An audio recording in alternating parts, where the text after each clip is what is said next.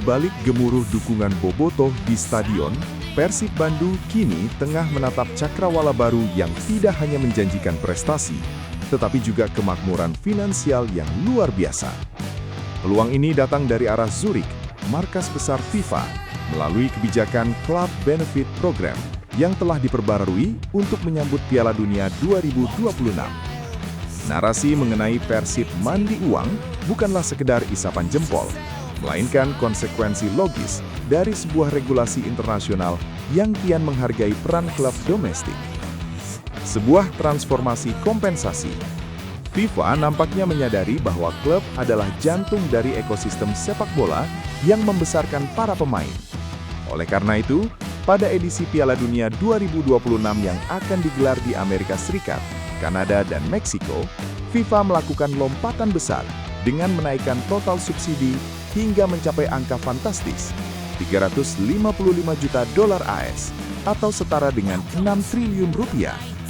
Angka ini merupakan kenaikan masif dibandingkan edisi Qatar 2022 yang hanya mengalokasikan $209 juta AS.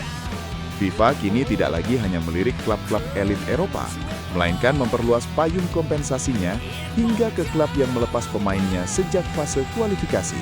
Sebuah kabar baik bagi peta persaingan sepak bola Asia dan Indonesia. Skenario emas di balik sosok Frans Putros. Nama Frans Putros kini menjadi kunci dalam narasi keuntungan Persib ini. Sebagai pemain yang memiliki kualitas internasional, keterlibatannya dalam membawa negaranya menuju putaran final Piala Dunia menjadi aset berharga bagi manajemen Maung Bandung. Dalam hitungan matematis yang proporsional, jika merujuk pada distribusi rata-rata kepada sekitar 440 klub peserta program di seluruh dunia, Persib Bandung diprediksi mampu meraup dana kompensasi hingga 73,3 miliar rupiah. Dampak domino bagi masa depan Maung Bandung. Bayangkan apa yang bisa dilakukan dengan suntikan dana sebesar itu. Bagi Persib, dana ini bukan sekedar angka di atas kertas, melainkan bahan bakar untuk melakukan lompatan besar. Modernisasi infrastruktur, pembangunan fasilitas latihan kelas dunia yang bisa menyamai standar klub-klub papan atas Asia, investasi akademi, memperkuat pembinaan usia dini agar lahir Frans Putros baru dari tanah Pasundan. Kekuatan di bursa transfer, memberikan fleksibilitas bagi manajemen untuk mendatangkan pemain bintang tanpa mengganggu stabilitas arus kas klub. Kebanggaan yang bernilai tinggi. Narasi ini menegaskan bahwa menjadi klub profesional di era modern bukan hanya soal memenangkan trofi di lapangan hijau, tetapi juga tentang bagaimana mengelola aset pemain hingga diakui di level global. Jika skenario ini terwujud, Persib Bandung akan mencatatkan sejarah sebagai klub Indonesia dengan pendapatan kompensasi internasional terbesar, membuktikan bahwa jalur menuju kemandirian finansial dapat ditempuh melalui prestasi pemainnya di panggung dunia. Kini, seluruh elemen tim dan pendukung hanya perlu mengawal performa para pemain internasional mereka, sebab setiap menit yang dimainkan di kualifikasi dan setiap langkah menuju Amerika Utara adalah kepingan rupiah yang tengah bergerak menuju kantong Persib Bandung. Bandung kembali membiru. Penantian panjang selama 10 tahun akhirnya tuntas di Madura.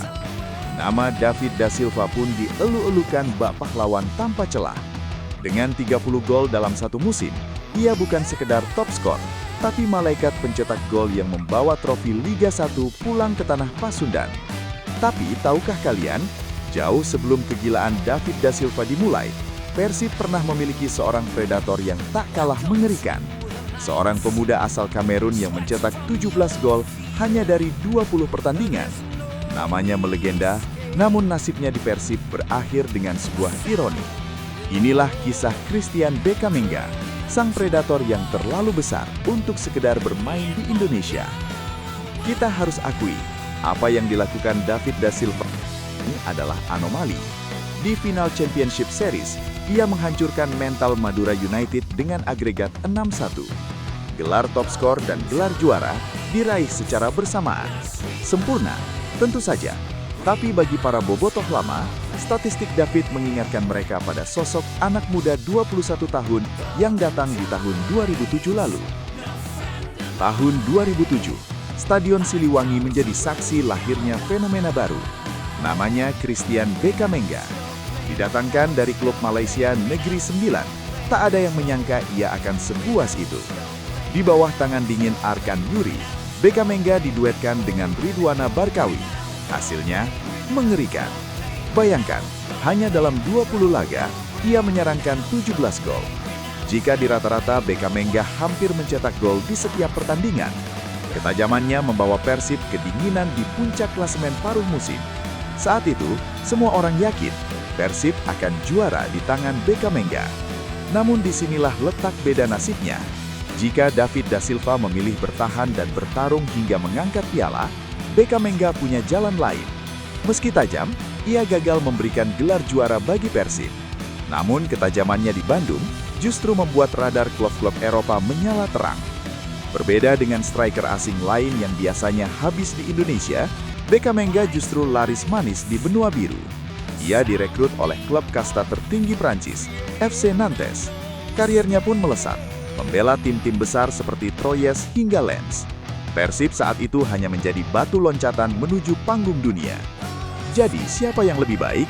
Secara statistik rasio gol, Bekamengga mungkin sedikit lebih efisien. Tapi secara dedikasi dan sejarah, David da Silva adalah pemenangnya. Bekamengga adalah mimpi indah yang terasa singkat. Sementara David da Silva adalah perjuangan panjang yang berakhir dengan keabadian. Dua predator beda era, namun satu hal yang pasti, keduanya adalah seniman gol terbaik yang pernah dimiliki Maung Bandung. Menurut kalian, kalau Bekamengga tidak pindah ke Eropa saat itu, apakah Persib bisa juara lebih cepat?